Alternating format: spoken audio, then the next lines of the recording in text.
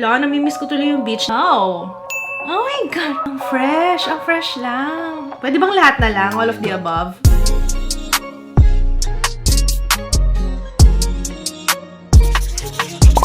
Hello everyone! Welcome back sa ating channel. May bago na naman ang Issy. Hello! Say hello kay Issy & Co. Beauty made easy. Happy holidays. Hashtag Easy Girl. So, merong mga bagong shades ng cream blush and ng lip mousse. Finally! Alam niyo ba, yun ang request ko talaga. Kung maalala niyo yung mga nakaraang videos ko, diba? Sabi ko, sana mas marami pa yung mga shades nila. Maganda yung cream blush nila, especially sa cheeks as blush talaga. Kasi nga, madali siyang i-blend and ang ganda ng register niya sa skin. Kumbaga, sa skin ko ha, parang natural lang yung effect niya. Meron ng makeup serum. Alam niyo ba, gustong-gusto ko to.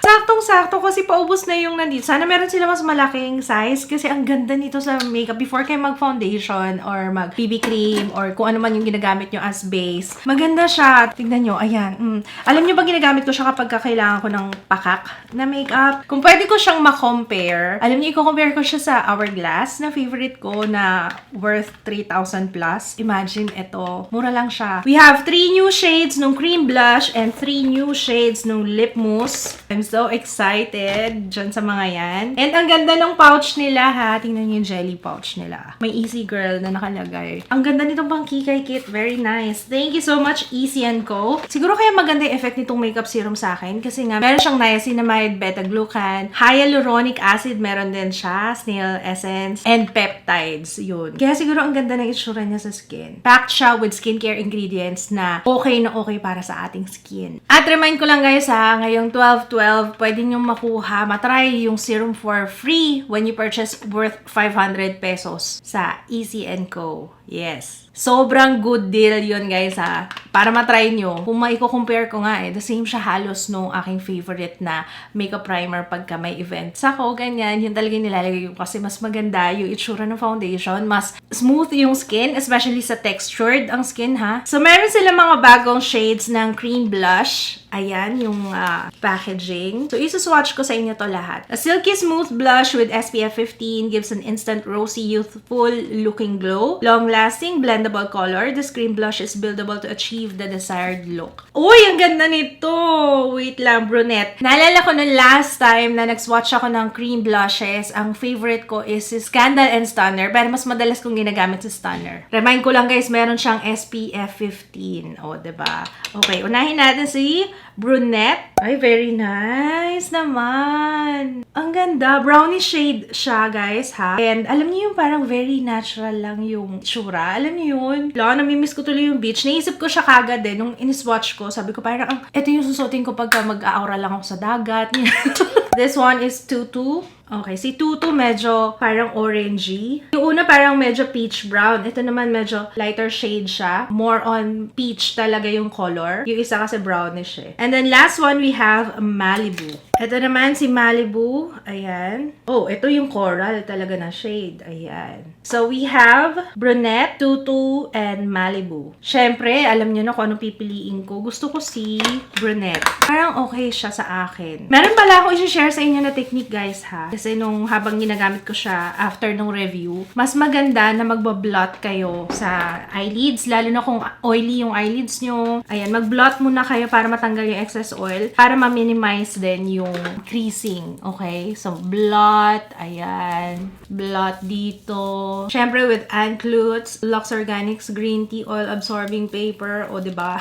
Simpleng plug na naman po siya, no? So, dyan muna natin ilagay sa ating eyelids. This is nice! Uy, ang ganda niya. Diba, feel na feel ko siya kagad. Nice! I like it! Okay, tapusin ko muna yung aking eyes. Maglalagay ako ng mascara kasi wala pa akong mascara. Ay, wait lang, guys. Pwede ko yata siyang i-build kasi hindi ko pa ito natatry. Kasi usually, pipili lang ako ng isang shade tapos yun na ilalagay ko sa eyelids ko. Gusto kong magpatong. So, I will make patong. Kunin ko si Tutu. Ayan. And then, nilalagay ko siya dito sa inner. Kasi parang pwedeng gawing transition shade si brunette. So, ito yung ilalagay ko sa pinaka innermost part ng aking eyelids. Si Tutu. Parang may pop of pink peach doon sa loob. Alam niyo sa umpisa, hindi niyo makikita kagad yung shimmer. Kasi isa yun sa mga hinahanap ko ngayon kasi nung first time kong mag-swatch ng cream blushes, yun yung una ko napansin sa kanya. Para siyang may mga maliliit as in super tiny na glitters sa kanya. Pero hindi mo siya makikita na as in yung pagtinignan mo sa skin. Parang register niya is nagiging dewy lang. Hindi mo siya actually mapapansin. Kahit dito sa pan hindi mo mapapansin. Pero once na i-apply mo sa skin, pag tinignan mong mabuting ganyan, makikita mo yung glitter na maliliit lang talaga. Tapos in effect, kagaya niyan, nakikita ko ngayon sa aking eyelids. Parang meron siyang kinang sa kanya. Pero hindi ganun hindi halata yung glitters meron lang shine. Alam niyo yun? And kagaya nung sinabi kong technique before, kung meron kayong translucent powder, patungan niyo lang siya, yung ibabaw, para hindi siya mag-crease kaagad. Ayan na, technique guys, lalo na sa maraming folds sa eyelids or oily yung kanilang eyelids. Kuha kayong translucent powder and then ipatong nyo lang sa ibabaw. Sandali lang. Wala pang 3 seconds tapos na. Ganyan lang. Si brunette muna yung ilalagay ko sa aking cheeks kasi medyo torn ako between brunette and Malibu. Although si Tutu yung parang in between no? Try muna natin guys. Kunin natin si brunette and then ilalagay ko na siya sa cheeks. Alam nyo medyo matigas yung formula niya pero hindi to the point na may tugging Alam nyo gusto ko kasi dito nag-a-absorb. Parang na-absorb siya ng skin. Hindi siya mabilis matanggal. Lalo na ako, panay blot ako. Mahilig akong mag-blot. Ito, hindi mukhang cakey. Ayan. Walang cakiness kahit na naka-foundation ako, kahit nag-bake ako kanina. And subtle lang yung kulay niya. So, kahit na beginner ka, yun Minsan kasi, may mga blush, cream blush, lip and cheek tint, or yung mga velvet, kapag hindi ka sanay na mag-makeup or mag-apply, alam niyo yung minsan masusobrahan nyo and parang nasira na yung overall look.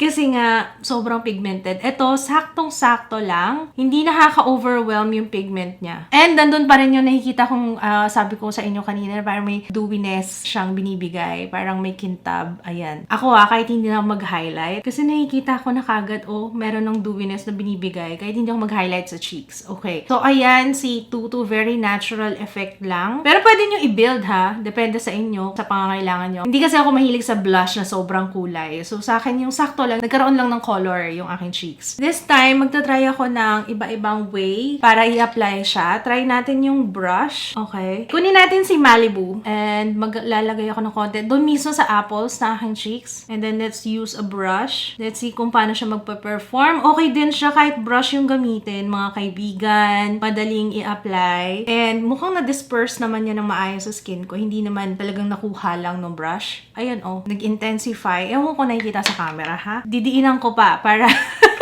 kasi medyo hindi yata nakukuha ng maayos ng aking camera. Pero ayan, once na i-blend, you can see, ayan, nag-intensify. Okay siya kahit na brush. Sa kabila, try natin yung sponge. Sige, apply ko. Let's see, brunette. And let's use a sponge. Okay naman siya, sponge or brush. Pero preferred ko, kahit daliri na lang, guys, kasi mas makokontrol nyo. Kasi pag daliri lang, nakokontrol talaga, guys. And then, ipapatong ko na rin si Malibu. Dun lang sa mismong apples ng aking cheeks. Para may gradient. Diba? Gumigradient na rin kahit sa blush. Isa pang plus factor sa akin dito alam niyo, hindi siya nag-iiwan ng lagkit sa skin ko. I have oily skin, guys, Ito, parang powder finish. Almost powder finish yung feeling niya. Correct me if I'm wrong, pero parang ito lang yung cream blush na may SPF 15. Let me know kung meron pang ibang local products na merong SPF 15. Pero so far sa mga na-try ko, parang ito lang yung may SPF 15. Bravo sa Issy & Co. Dito sa new shades na to. I like it. Tingnan niyo yung itsura. Tsaka alam niyo yung parang basa na yung cheeks ko. Hindi ko na kailangan pang mag-highlighter. Alam niyo yun, yung ganung feeling na parang basta ang ganda ng itsura niya. Very natural yung effect. And hindi siya ganun ka-pigmented. Yun ang nagustuhan ko Mas madaling magdagdag kesa magbawas. It's nice na hindi siya ganun ka-pigmented. Let's move on sa lip mousse. So, ito yung 3 new shades nila. We have Fatal, Sweet Talk, and All That. Kung hindi niyo pa natatry yung Issy & Co, they are vegan, cruelty-free,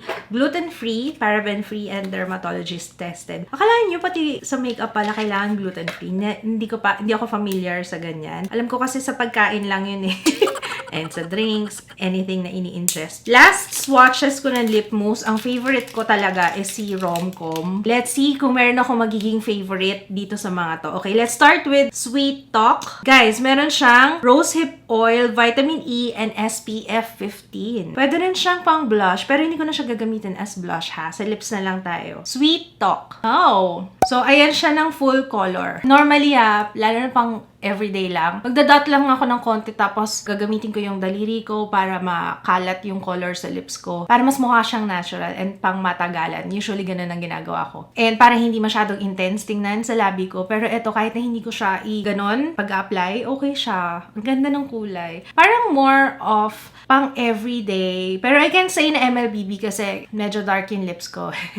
I'm sorry. Pero parang pwede siyang maging MLBB sa mga medyo pink pa yung labi. Sa akin kasi hindi ko masabi eh. Pero siguro kung titimplahin ko siya, wait lang. Ayan, medyo binawasan ko, tinone down ko. Ang ganda. Sweet Talk. Parang pa-sweet nga lang talaga. I like this one. Let's move on sa next shade. We have Fatal. Alam niyo, nakalimutan akong mag-swatch sa kamay, no? Sorry. Okay. So, ito si Sweet Talk. Ayan, si Sweet Talk. Iba yung kulay niya on swatch, Iba pag nilagay na sa lips. Okay, next shade we have Fatal. Oh, this one is deeper shade. Ayan. And let's see kung paano siya sa lips. Ay, ang ganda. Ay, ito yung pwede kong maging MLBB. Oh my gosh, ang ganda. Oh my gosh, mas gusto ko to. Mas close kasi siya sa kulay ng labi ko. Ito yung pwede kong gawing MLBB. Tingnan nyo, ang ganda. Hindi ko yung na-expect. Iba kasi siya on swatch parang deeper. Tsaka gusto ko yung formula niya na moisturizing pa rin siya sa labi kasi nga meron siyang rosehip oil and meron siyang vitamin E. Pero hindi siya mabigat. Very lightweight. I like this. Fatal so far yung aking. Alam niyo, matipid tong gamitin kasi nag-iwan siya ng stain eh. Basta once na makita ko nag-iwan ng stain, ay, mukhang okay to kahit na hindi ako mag-touch up kasi may kulay pa rin yung labi ko. Ayan nakita niyo na, nag-iwan na siya ng stain. Okay, last shade we have All That. Alam niyo, ang gaganda ng shade ngayon. Mga bet song ko talaga. I-apply ko muna sa lips ko Oh my God! Ba't kayo ganyan? Sabi ko, final na si Fatal talaga yung bet ko eh. Hala, si All That. Hindi papayag itong shade na to. Ayaw niyang pumayag na si Fatal yung favorite ko. Ang ganda rin ito. Ayan guys binablend ko siya using my fingertips kasi lalo na kapag ka nagmamask, di ba? Madalas tayo magmask ngayon para ma-minimize yung transfer. Kasi this one is lip mousse so hindi siya transfer proof. Pero pwede nyo i-minimize yung pag-transfer ng lip products nyo Ang ginagawa ko lagi, ganyan. Blend with your fingertips. Para kasing mas malalak siya dun sa labi mo. Tapos matatanggal din yung excess product kapag ganito yung application na ginagawa nyo. Sino mas bet nyo? Si Fatal or ito? Si All That? Parang si All That na. Grabe ang hirap mag-decide. Lalo na kapag magaganda lahat kasi. Eto na, sure na ako kasi All That na lang ilalagay ko sa aking lips. Ang ganda niya. Diba, kung i-compare nyo yung itsura ko kanina without the color, iba talaga nagagawa ng extra kulay sa face. Talagang parang, alam niyo, iba talaga. Kagaya rin ng cream blush, guys, meron din tong SPF 15. So, very nice. Kasi minsan nakakalimutan natin na ang lips ay part din yan ng skin. So, kailangan din yung protektahan against UV. Oh my goodness! I like it! Overall look, I love. Ang fresh lang. Bagay sa akin yung All That, no? Alam niyo, pag nagustuhan ko yung color ng shade, ng lips ko, or kahit sa face ko, parang iba yung tingin mo sa sarili mo. Parang mas lalo ko nagiging confident, no? I like it. Wala akong masabi sa Issy & Co. Sinagot nila yung request ko nung nakaraan. Di ba sabi ko sana more shades? Kasi nga parang medyo na masyadong light sa akin yung mga shades before. Pero ito parang more geared na siya sa ating mga morena. Kaya maraming salamat, Issy & Co. I love this shade. Grabe, ang ganda ng mga shades ng lip mousse. Yung cream blush, okay na okay din siya kahit sa mga beginner. Hindi ka ma-overwhelm sa sobrang kulay ng produkto. Minsan kasi pag ganito yung ginagamit mo, tapos pag nilagay mo na sa cheeks, para it could make or break your look agad eh. So, kailangan yung tamang timpla lang ng kulay para hindi naman ma-overwhelm, lalo na kung nagsisimula pa lang mag-makeup. Hands down. So far, ito yung mga best shades ng Issy & Co. I love it. Sa cream blush, si Brunette. Yes, si Brunette. Pero tinimpla ko siya kasi with the Tuto nga ba yun? Or Malibu? Sino ba? Nakalimutan ko na pero alam nyo lahat kasi maganda. Kung kailangan kong mamili ng isa lang, si Brunette. Yes. Na yes. Lalo na sa mga morena. Sa lip mousse naman, ang pinaka-favorite ko is si All That or si Fatal. Yung dalawang yun. Yun pagpipili ako. Pero sa Sweet Talk, maganda din eh. My goodness, ang hirap. Pwede bang lahat na lang? All of the above? Kayo guys, let me know your thoughts. Anong mga gusto nyong shade? Ito, i-remind ko ulit kayo guys ha. Kung interested kayong itry itong new collection nila, lahat ng na-swatch ko ngayon, naka 15% off siya ngayong 12/12. So, wag muna kayong bumili today or tomorrow. 12/12. Basta 12/12 kayo bumili guys kasi ang laki din no na 15% off. Very good deal yon ngayong Pasko. Lalo na kung gusto niyo pang regalo, ganyan. Pag naka 500 kayo ng purchase, meron kayong free na makeup serum na I highly suggest din. So, ayun lang. Oh my gosh. Wala akong masabi kundi wow. Hindi ko alam kung dahil matagal ako hindi nag-makeup pero gandang-ganda po ako sa sarili ko ngayon, no? Thank you so much, Issy and ko. Minsan ko lang ma-feel yon ngayon. Lately. Kasi sobrang ngarag ako. Sobrang daming ginagawa. Kaya, thank you for making me pretty today. Yun lang guys. Maraming salamat. Kung na-enjoy nyo itong video na to, don't forget to thumbs up. Maraming salamat sa panonood. Kung hindi ka pa nakaka-subscribe, make sure to subscribe. Click mo yung bell button sa baba para notified ka every time may meron akong bagong upload. So, ayun lang. Medyo nabubulol na po ako. Opo. Thank you so much for watching. Sana na-enjoy nyo tong video na to. And I'll see you again on my next one. Bye!